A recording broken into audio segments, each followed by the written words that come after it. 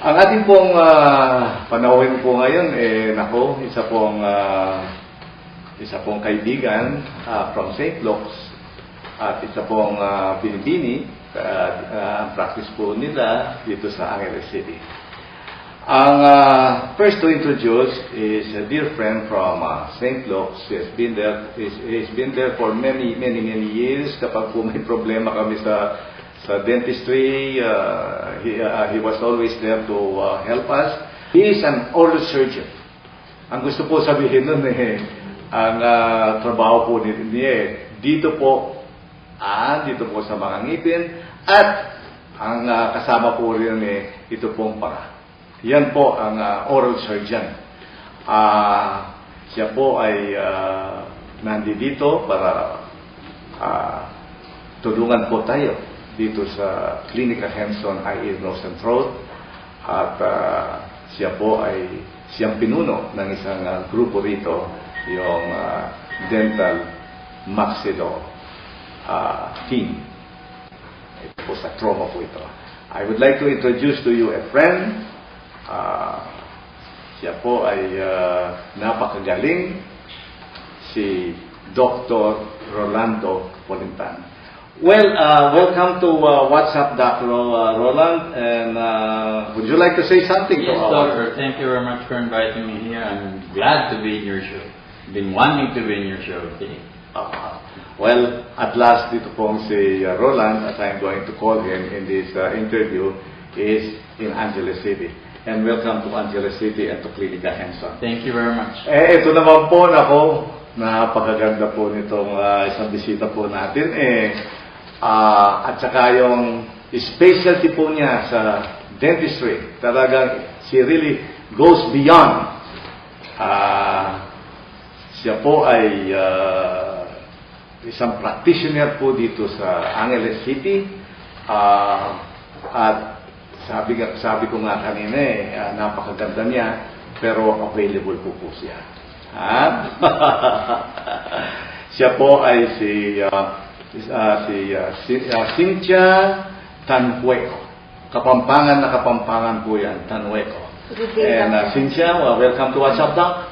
Thank you, Paul, for inviting me to your show. Good day to you and to all the televiewers. Yan po, si Cynthia po yan. I'm going to call you Cynthia in this Sure. interview. Well, seniority first po rito.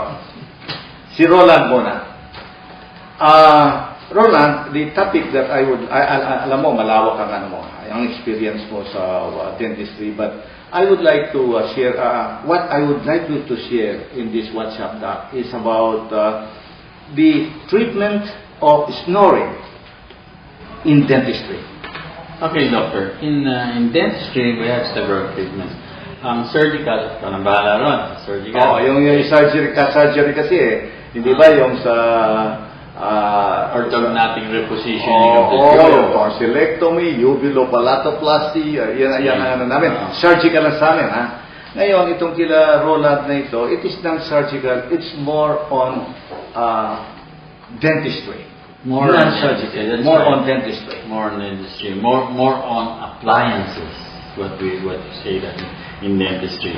Now we have appliances nowadays that can help an OSA, especially it stands for obstructive sleep apnea syndrome. Also for snoring.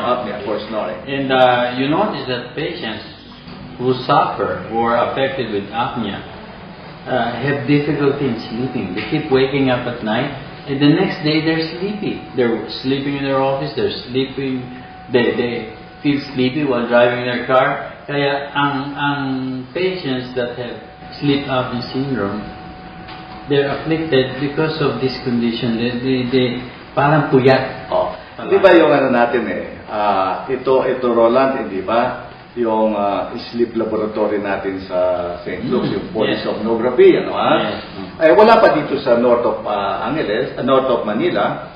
Kanya naman ang Angeles University Medical Center, one of these days, magkakaroon na tayo ng sleep laboratory yan. Pero so far ngayon, wala pa. Ngayon, itong sleep laboratory ito, kung minsan, during the actual actual examination, yung oxygen nila, Drop. hindi ba bumababa? Bumababa. Yeah. Hindi ba bumababa? Ang tawag natin doon oxygen saturation, di ba? Oo. Kasi kung minsan kasi, di ba kapag natutulog ka po, kailangan humihinga ka, yung oxygen mo nandyan, pare 98%, 100%. Pero yung mga iba kapag may absence sila Yes. mga 70, Because there's a temporary cessation of breathing, tapos nagda-drop yung saturation. That's why we have whoever invented this appliance have an ability to preserve the oxygen concentration. The saturation. itong appliance na ito kanina meron kang sample niyan. Yes, yes. Oo, meron kang sample niyan na sabi mo nga sa akin may butas ng konti rito para kapag natutulog siya pumapasok din ang Yes. pumapasok. Can we have a close-up of this? Oo. Or I could show you more in the Hindi, pakita mo ba gusto natin makita itong So, this is an appliance made that is supposed na mag-fit between the upper and the lower teeth, okay? And up here in front, meron siyang maliit na butas.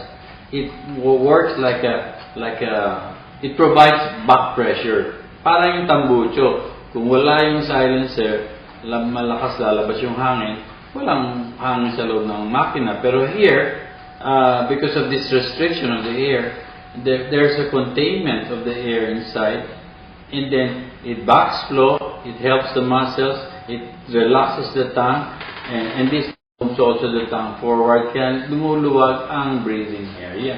Ito po, napaka-importante po yung nasabi ni Roland dito. Sabi niya itong lidila, nagdadala niya sa front.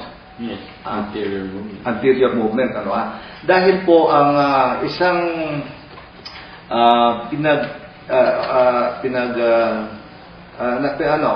one of the causes kung paano ang nagsisimula yung snoring na yan, yung napakalaki yung dila.